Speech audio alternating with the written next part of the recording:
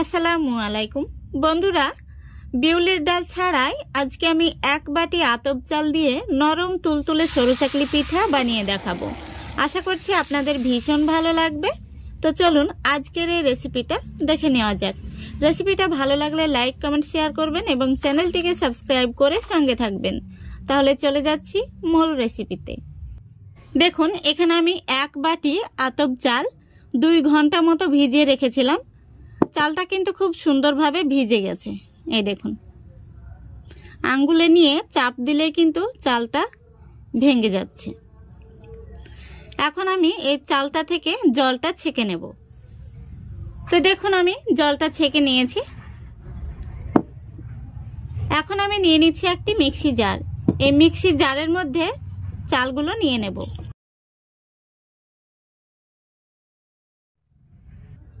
এবার দেখুন, এখানে আমি নিয়ে নিচ্ছি হাফ বাটি উষ্ণ গরম জল। তো এক বাটি চালের জন্য আমি হাফ বাটি জল দিলাম।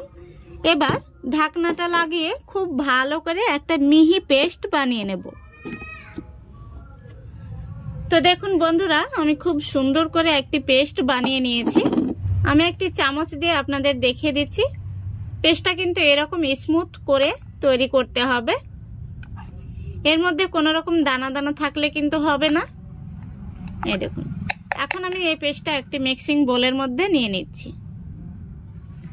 তো বন্ধুরা, চালগুলো পেস্ট করার সময় আমি হাফ বাটি জল ব্যবহার করেছি। আর এখন আমি মিক্সি জার ধুয়ে আরো 1 বাটি জল দিয়ে দিলাম। এখন আমি এই গোলার মধ্যে দিয়ে দেব হাফ বাটি আটা। তো বন্ধুরা, এখানে আমরা যে আটা দিয়ে রুটি বানিয়ে খাই সেই আটাই আমি দিয়ে দিলাম। তারপরে দিয়ে দিচ্ছি স্বাদ মতো লবণ।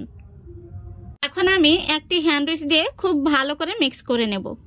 তো বন্ধুরা, হ্যান্ডউইচটা যে কোনো একটা সোজাতেই ঘোরাতে হবে, 2 দিকে ঘোরালে কিন্তু হবে না। তো গোলাটা একটু ঘন মনে হচ্ছে, সেজন্য আমি আরো হাফ বাটি গরম জল দিয়ে দিচ্ছি।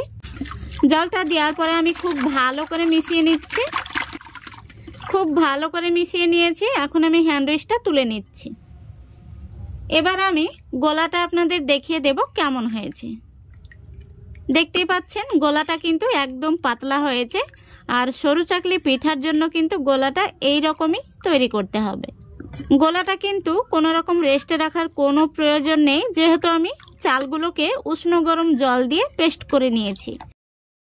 তো বন্ধুরা, বিউলির ডাল ছাড়াই আজকের এই সরু চাকলি পিঠাগুলো কেমন হয় চলুন দেখে নেওয়া যাক।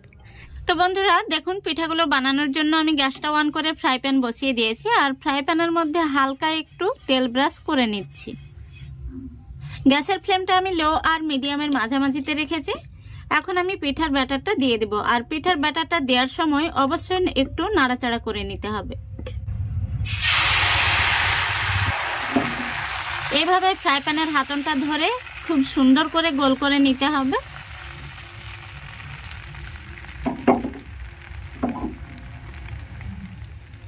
দেখতেই পাচ্ছেন পিঠাটা কত সুন্দরভাবে উপরটা শুকিয়ে যাচ্ছে। দেখুন, পিঠাটা কিন্তু হয়ে গেছে। আর এই পিঠাটা আমি হাত দিয়েই তুলে দেখিয়ে দিচ্ছি কত সুন্দর হয়েছে। এই দেখুন,